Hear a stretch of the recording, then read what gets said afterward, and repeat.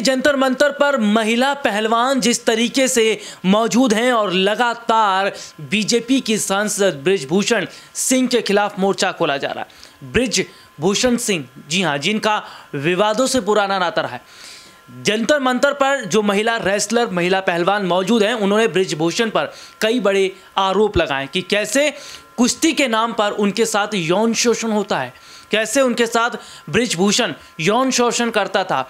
उत्तर प्रदेश का बड़ा बाहुबली माना जाता है बृजभूषण। इसके साथ ही अगर अपने दर्शकों को बताऊं, बृजभूषण का जिस तरह से विवादों से पुराना नाता रहा है, उसको देखकर ये माना जा रहा है कि क्या बीजेपी अपनी पार्टी में ऐसे अपराधियों को संरक्षण देती है, ऐसे बड़े बड़े मुजरिमों को संरक्षण देती है। और महिला पहलवानों ने ये कहा कि हम किसी का नाम नहीं लेंगे, लेकिन हम अगर अपनी मुंह खोलेंगे तो सबकी पतलून उतर जाएंगी। जी हां, और महिला रेसलर का ये साफ तौर पर कहना है कि उनकी आबरू उनकी ज़िंदगी के साथ खेला गया है और बंद कमरे में जो कुछ होता था वो जानती हैं, उनका जो है दर्द जानता है। और उन्होंने कहा कि अगर ज़रूरत पड़ी तो बंद कमरे के अंदर की तस्वीरों को भी दिखाया जाएगा, वीडियोज़ को भी दिखाया जाएगा।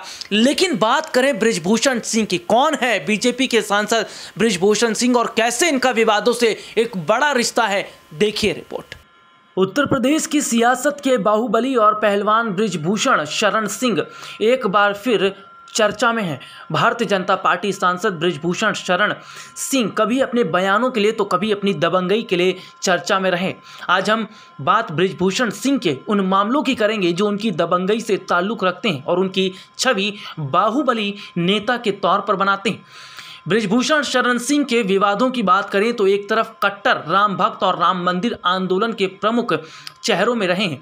यही वजह है कि बाबरी ढांचे के विध्वंस के मामले में लाल कृष्ण आडवाणी, कल्याण सिंह, मुरली मनोहर जोशी के साथ जिन 40 लोगों को गिरफ्तार किया गया था, उसमें बृजभूषण शरण सिंह भी थे। उनको विवादित ढांचा विध्वंस के मामले में आरोपी बनाया गया था। हालांकि सीबीआई की स्पेशल कोर्ट ने साल 2020 में बृजभूषण शरण सिंह समेत सभी आरोपियों को बरी कर दिया था।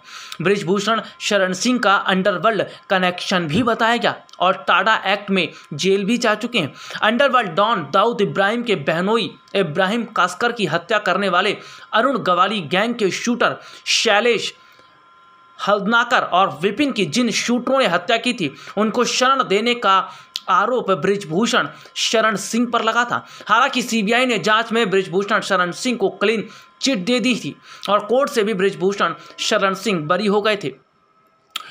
बृजभूषण शरण सिंह पर समाजवादी पार्टी के दिग्गज नेता और पूर्व मंत्री विनोद सिंह उर्फ पंडित सिंह पर जानलेवा हमले का भी आरोप लगा। 1993 में गोंडा में नवाबगंज कोतवाली क्षेत्र में हुए इन जानलेवा हमले के मामले में भी कोर्ट ने बृजभूषण शरण सिंह समेत सभी आरोपियों को बरी कर दिया था।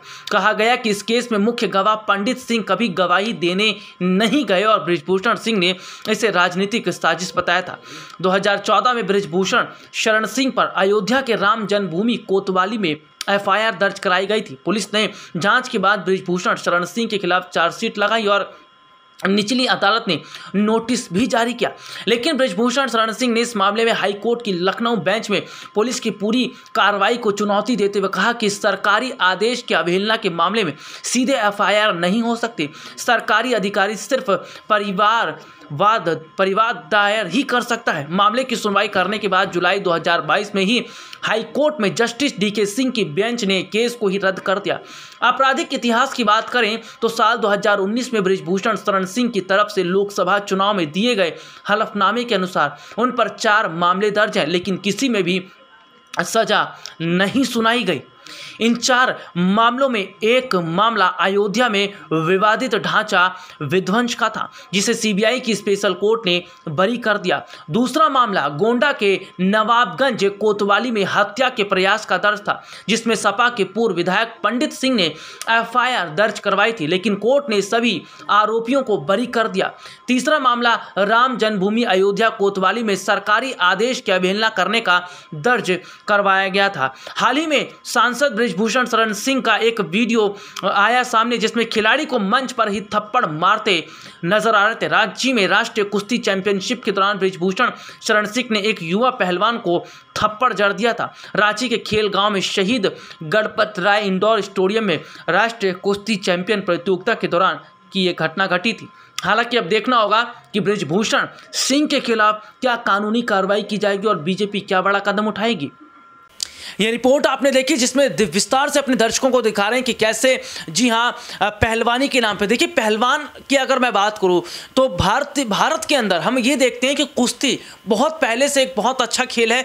जो अखाड़े में कुश्ती की जाती है और बाकायदा कई पहलवान सामने आते हैं, लेकिन आज कुश्ती जो है वो कहीं ना कहीं लुप्त तो हो गई है।